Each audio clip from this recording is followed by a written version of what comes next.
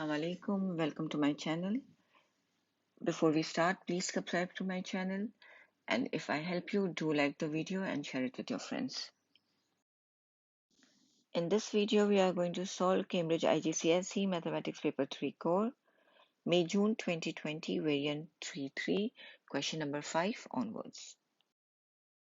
Question number 5 is a Venn diagram question. The Venn diagram shows information about the number of students in a class who likes apples and bananas. Work out the number of students in the class. For this, we have to add all the number of students. So it's 12 plus 8 plus 7 plus 4. And that will give us 31. Next, work out the number of students who like bananas. This whole circle is for banana. So how many are there? 8 plus 7, 15. Work out the number of A union B. Union means everything that is in A and B, including the intersection. So it is 12 plus 8 plus 7, 27. Next, how many more students like apples than like bananas? The number of students who like apples are 12 plus 8, 20. And the number who like bananas are 15. So 20 minus 15, 5. One of the students is chosen at random. Find the probability that this student does not like apples and does not like bananas. This is an easy question.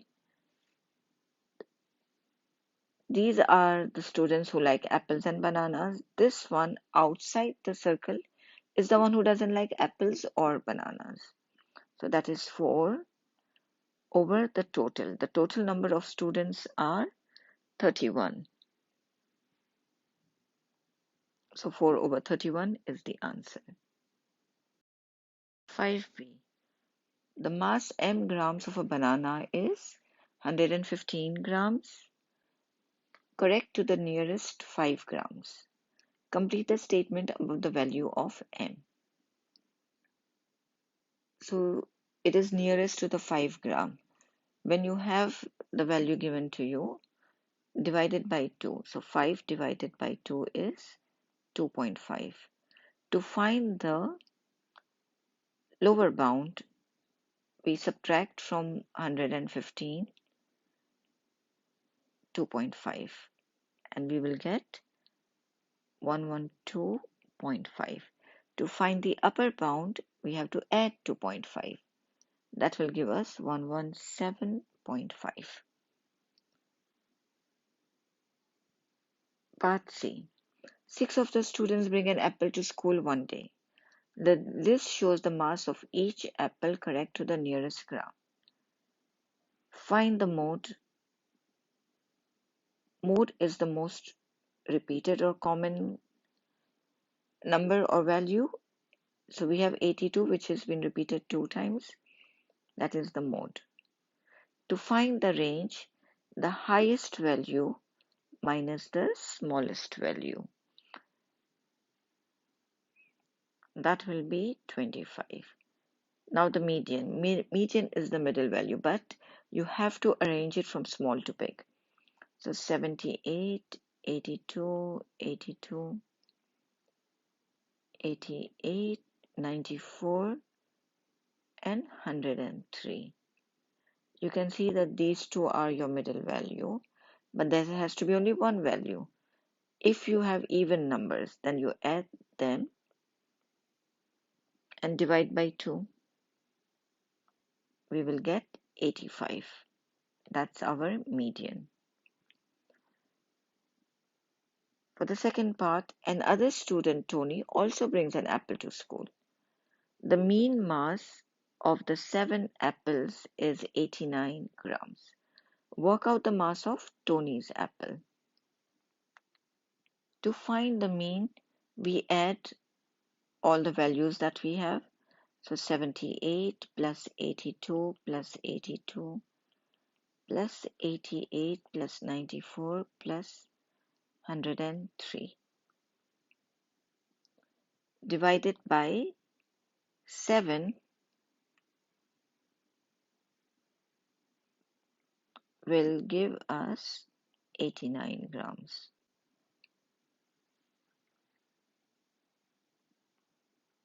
But as you can see, we have written here 6 values. We did not write the value of Tony's apple. So let's say that is x. So now we have to make x the subject. When we add everything, we are going to get 527 plus x. Shift the 7 to the other side. It's a divide. It will be a multiply. So we will get 89 multiplied by 7 is 623. This 527 shift to the other side. It will become negative 7.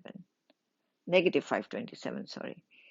And so x is equal to 623 minus 527, which is 96. So the mass of Tony's apple is 96 grams. Question number 6. A. 10 students eat cereal with milk for breakfast. The amounts are shown in the table. This is the cereal, this is the milk, and we have been given a scatter diagram. The first 6 points have been plotted for you. So these 6 points have been plotted, and we have to plot the next 6 points. When we have 28, the cereal gram, milk is 150. 28 is year and 150 is year. That is 1 point. The other is when it is 40, we have 230. 230. Each line on the y-axis, where is the milk, is 10, 10, 10. And each line on the x-axis for the cereal is, we add 2 every time. So here we have 40 and 230 is going to be here. 1 second. Here. And the other is 55 and 340. 55 will be in the middle and 340 will be here. Here it is. And the last one is 46. 46 and the milk amount is 220. 46 is here and the milk amount will be 220 here. So we did the first part of the question. Second, for these students, describe the relationship between the amount of cereal and the amount of milk. As you can see, the amount of cereal increases, the amount of milk also increases. So that is called a positive correlation.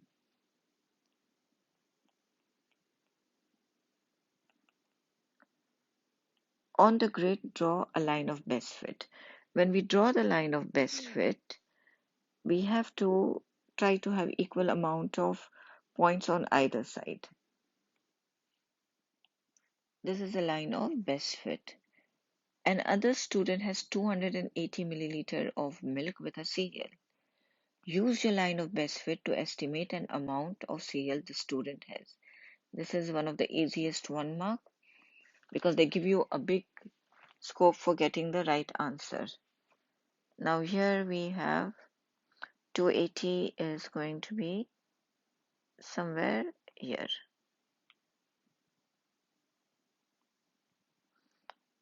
And that is 56. If you have the answer anywhere between 52 to 60, it will be accepted. Explain why the scatter diagram should not be used to estimate the amount of milk for a student who has more than 70 grams of cereal.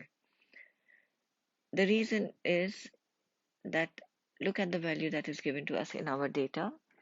The highest amount of cereal is 70 grams. So you can write the answer that it is outside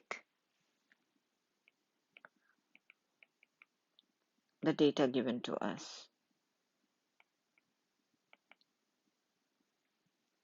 Next part B, 100 gram of cereal contains 360 kilocalories. 100 milliliter of milk contains 45 kilocalories. For breakfast, Sasha has 35 grams of cereal with 180 milliliter of milk. Work out the number of kilocalories Sasha has for breakfast. So here we can find out how much 1 gram of cereal contains how many kilocalories. 100 grams is 360. So 1 gram is how much? We cross multiply. X multiplied by 100 is equal to 360 multiplied by 1. X is equal to 360 divided by 100, which is 3.6. So 1 gram of cereal contains 3.6 kilocalories. Same way we are going to do for milk. 100 milliliter is 45. So 1 milliliter is how much? It will be X is equal to 45 divided by 100, which is 0.45. Now let's write down how many, what does Sasha eat for breakfast? 35 grams of cereal, and 1 gram is 3.6, plus 180 milliliter of milk, and 1 milliliter is 0.45. This will give us 207 kilocalories. So for questions like this, always find for one unit. It becomes easier to solve. Question number 7. The diagram shows a regular polygon. Write down the mathematical name for this shape. Let's count the sides. 1, 2, 3, 4, 5, 6. So this is a hexagon. Write down the order of rotational symmetry of this shape. Because it has got 6 equal sides, the rotational symmetry of this shape is going to be 6. The diagram shows part of a different regular polygon. E is an exterior angle and E is an interior angle. The ratio of E is to I is 2 is to 13. So this is 2 parts and this is 13 parts. 2 parts of what? We can think of it as an x, the total. So we can say EX plus IX. What is our E ratio? 2x plus 13x. And if you notice, this is a straight angle. Straight angle is equal to 180. So 15x is equal to 180 and x is equal to 180 divided by 15. That is 12. So what is the value of E? E is 2 part of x. So 2 times 12. Answer is 24. Work out the number of sides of this regular polygon. One important thing that you need to know, the number of sides equals 360 divided by the exterior angle. So 360 divided by the exterior angle, which is 24. This will give us 15. That's the number of sides of this regular polygon. Part C. Using a straight edge and compass only, construct the equilateral triangle AB. Side AB has been drawn for you. Measure this. This is 5 centimeter. From B, take 5 centimeter in a compass, and from B, make an arc like that. Sorry, from A, make an arc like that. Same way, from 5 centimeter, make an arc from B. Join the two arcs with A and B, and that will be your triangle. This is how you're going to do. From B, make this arc. From A, make this arc. Join the two sides together. In this part, all the angles are in degrees. Use the information in the triangle to write down an equation in terms of x. You just have to write down all the angles that has been given to us. 2x plus x plus 23 plus 2x minus 13. Remember that all the angles, when you add together in a triangle, they are equal to 180. They did not want you to simplify or anything. You can just write it like this. And if you want, you can simplify also. So you will get x plus 2x's.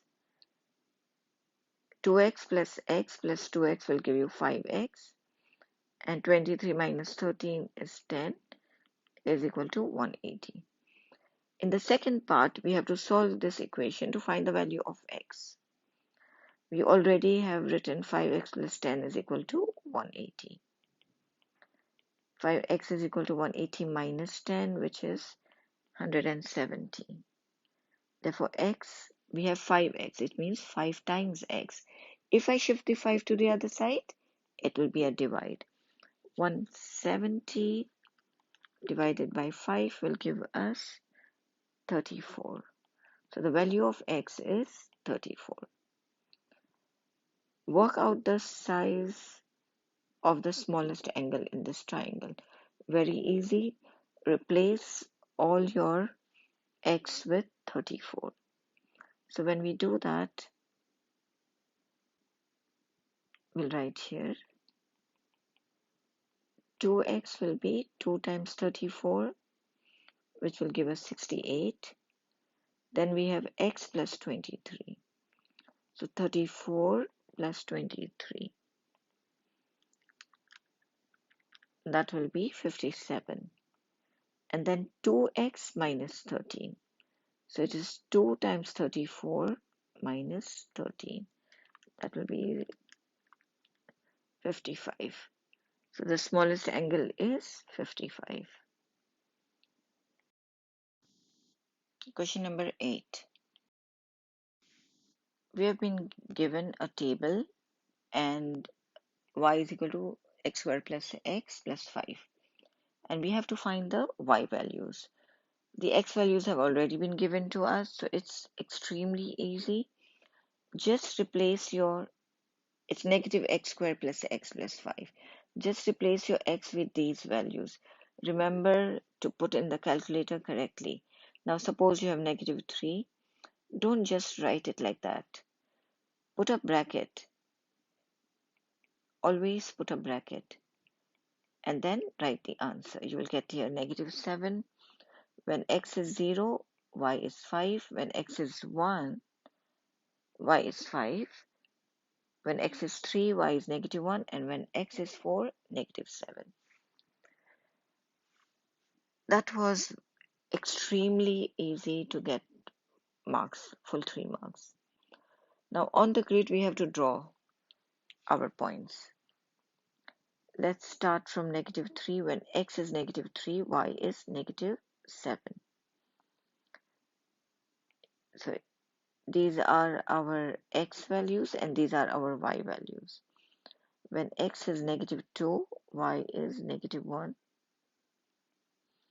When negative 1, we have 3. 0 is 5. When 1, we have 3. 2 is 3. Sorry, when 1, we have 5. And 2 is 3. And 3 is negative 1. And 4 is negative 7.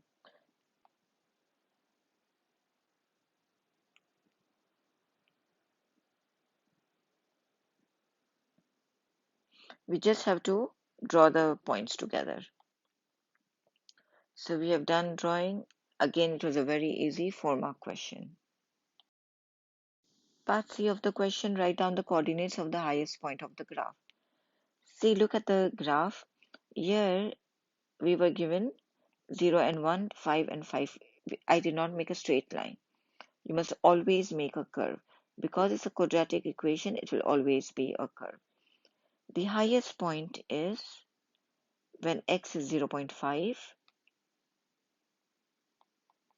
and your y is 5 point, you can say 5.4.